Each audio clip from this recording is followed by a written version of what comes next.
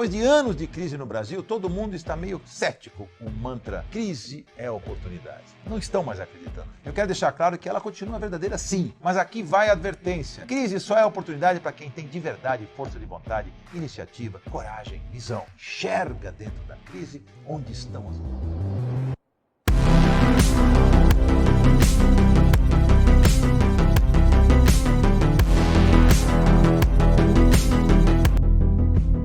Quem deseja vencer não pode se sentir limitado pelo impossível ou pelos problemas que podem dificultar suas realizações. Diante de problemas ou dificuldades, a primeira providência é adotar a tal da can-do attitude. Tudo é possível. E, se possível, tente resolver os problemas em vez de ficar passando adiante.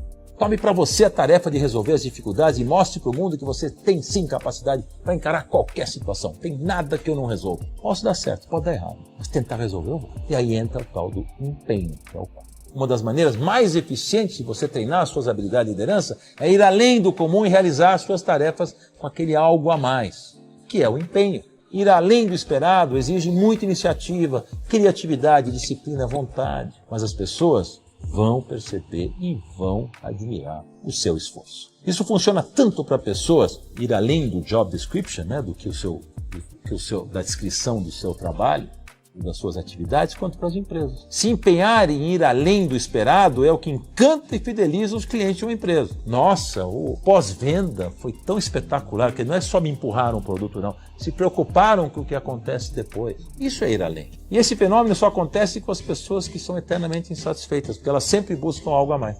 Com elas não basta apenas sim ou não, tem que ser uau ou não. Uau, espetáculo. Senão não quero, senão não faço, senão eu estou fora. Ou seja, o projeto, a atividade, a oportunidade, ou elas são fantásticas ou não vale a pena nem perder um segundo do seu tempo com elas. No mundo de hoje tem que ser assim, porque tudo é muito parecido. Então você tem que buscar sempre o inovador, sempre o diferente, para você poder fazer sucesso. Um olhar diferente muda tudo. Entusiasmo. Quando você está efetivamente envolvido em alguma situação, o entusiasmo vem naturalmente. Quem tem uma abordagem de líder tem que estar sempre entusiasmado, cheio de energia, cheio de fé nos projetos. Alguém que não tem paixão, que está indiferente em relação às coisas, jamais vai ser um bom líder. Se você é um executivo ou funcionário de qualquer empresa e não amar o que você está fazendo, é melhor você ir fazer outra coisa. Eu só acredito no sucesso de qualquer empreendimento ou de qualquer carreira, ou de qualquer situação na vida, se houver um comprometimento acima de tudo, um prazer enorme naquilo que você está fazendo. Insistir em coisas que não te fazem feliz. Pensar, acordar num dia para sair, para ir fazer alguma coisa que não me completa. Olhar do lado e estar com uma pessoa que me faz feliz. Esses são os erros enormes que um líder não comete. Ele tem paixão. E olha, a paixão, o entusiasmo é diferente de otimismo. E no otimismo você torce para alguma coisa acontecer. No entusiasmo, com o entusiasmo ao seu lado, você faz a coisa acontecer. Quando eu comecei minha carreira, o sonho da minha família era que eu fosse adiante na carreira na construtora do meu pai. Apesar de ser o caminho que era mais fácil, eu teria que fazer engenharia e seguir lá a carreira da empresa do meu pai, que já era uma empresa grande. Mas eu nitidamente não gostava dessa área e não me via no ramo. E fui fazer administração, fui buscar algo que tem muito mais a ver comigo. Uma profissão pela qual eu acabei me apaixonando. Eu corri riscos maiores. Até decepcionei meus pais, mas fui em busca da minha felicidade. Esse é um exemplo de como é importante você se identificar e gostar do que você faz. Pelo menos, para mim, foi uma decisão difícil, mas muito acertada. Parte da responsabilidade de um líder é construir uma empresa sólida com valores e atitudes que permitam que ela siga adiante indefinidamente e com sucesso, sem depender mais de você.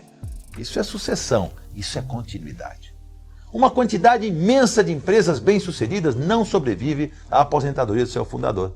Isso acontece porque o líder empreendedor tem visão privilegiada e naturalmente conduz os negócios de forma bem-sucedida.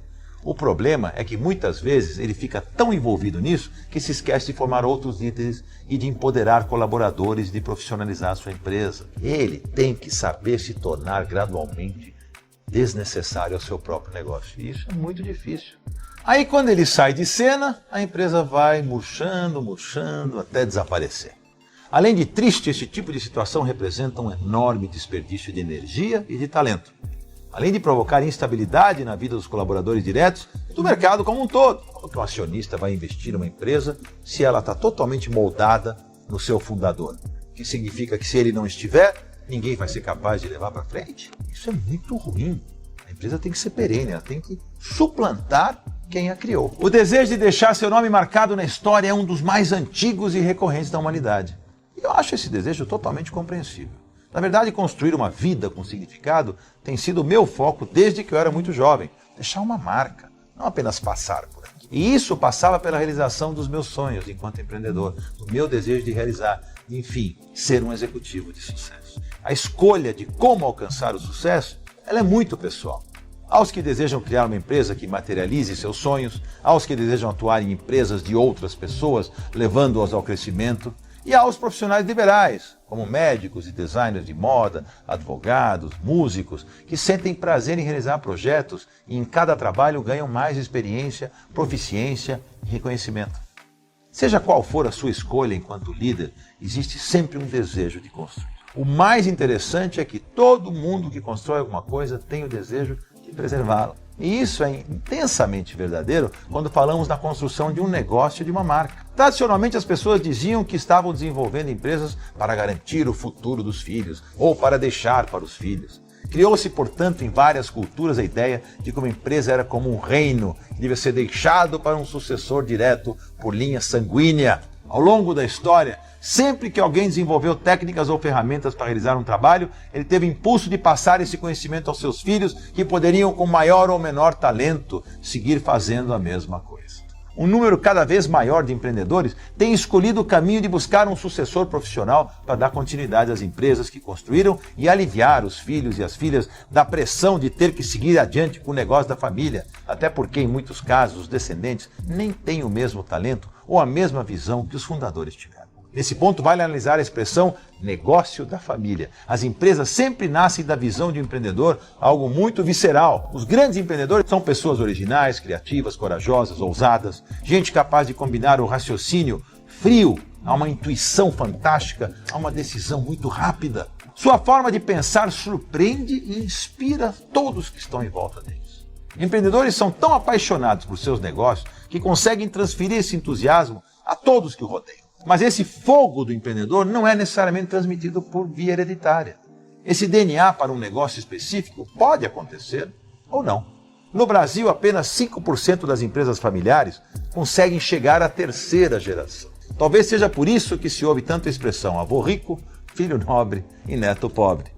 Acho que pensar assim é bastante injusto. Filhos e netos podem trazer visões de negócio importantes, mais atualizadas, podem estar mais antenados.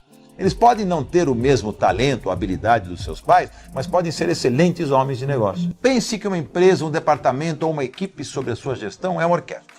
A partitura foi escrita a partir da visão, que é a inspiração de tudo, e inclui o caminho para realizar aquela visão. Mas o ritmo, o arranjo da música precisa ser dado de acordo com o clima do momento. À primeira vista, se imagina que em tempos de economia em crescimento, necessariamente o ritmo é mais rápido, mais agressivo, e que em tempos de vacas magras o ritmo fica mais lento. Mas minha opinião é que nem sempre isso é verdade. Às vezes, no mundo dos negócios, as fórmulas não são tão simples. Porque além de todas as variáveis, existe a questão da atitude do líder, da postura, que pode mudar tudo. Pode parecer discurso alarmista, mas tenho que advertir, cuidado com as fases de prosperidade. Elas escondem grandes perigos, grandes armadilhas dentro da empresa, como, por exemplo, a acomodação, a falta de investimento em inovação, a falta de uma gestão ineficiente de orçamentos, isso eu chamo de síndrome da empresa rica. A empresa está ganhando dinheiro, está tão bem posicionada, que você não percebe o gasto a mais que existe dentro de todo o ambiente. E somando esses gastos todos, você poderia estar com uma margem muito melhor. No ambiente externo, por exemplo, as vacas gordas podem fazer a gente se distrair e acabar por subestimar os nossos concorrentes. Você nem presta tanta atenção. Você está vendendo tão bem, para que eu vou me preocupar com o concorrente? E aí você não avalia corretamente o impacto das mudanças de comportamento dos consumidores. Está vendendo mesmo? Por que eu estou preocupado em saber o que o consumidor está achando? E aí você começa a cair as vendas. Nos tempos de vacas gordas, a exigência é que o líder tenha mais atenção e objetividade. É preciso ter muita clareza sobre o que você quer para você enquanto empresário ou executivo e também o que você não quer. Quando o dinheiro entra fácil, é quase natural se acomodar e perder o foco. Na época em que o dinheiro está curto, naturalmente o nível de atenção aumenta junto O de tensão, obviamente. Quando as metas começam a parecer inatingíveis e o consumidor deixa de reagir, é preciso manter a cabeça fria e tomar providência. Estabeleça metas e estratégias para conseguir alcançá-las. Seja obstinado, não deixe a acomodação das pessoas e da situação te contamine. Não se intimide diante da força dos seus concorrentes. Tenha a convicção de que seus planos podem dar certo e trabalhe para que isso aconteça. Ponha o pé no chão. Estudos mostram que a equipe se espelha no líder. Se você for positivo, sua equipe também será. Mas lembre-se, competir de forma ética é a base de tudo. Para conquistar espaço no mercado é preciso, antes de tudo, ser honesto. Mas dentro dos limites da ética é preciso ser implacável. Não se deixe intimidar pela concorrência. Tenha confiança nos seus diferenciais e vá para cima dos seus prósperos, independentemente do momento de crise ou do momento que a empresa esteja vivendo. A primeira lição que eu aprendi como empresário foi muito simples. Se você quiser nadar com os tubarões, é melhor se tornar um deles. O tubarão nunca é desleal ou desonesto. Ele é implacável. Ele sabe muito bem o que ele quer e não deixa espaço para que as coisas saiam erradas. Isso inclui estabelecer táticas de trabalho que levam em conta as capacidades da sua equipe. No caso do tubarão, por exemplo, ele é predador para a sobrevivência. Se ele morde um surfista e vem uma prancha junto na boca dele, ele percebe que mordeu errado. Ele vai embora. Ele não termina o serviço. Grande parte das vítimas de um tubarão são feridos e não mortos, porque o tubarão não busca aquilo que não lhe pertence. Por isso que eu falo, implacável como um tubarão é o grande exemplo no mundo dos negócios. Porque você é ético, você não vai morder aquilo que não é seu. Você vai procurar o seu.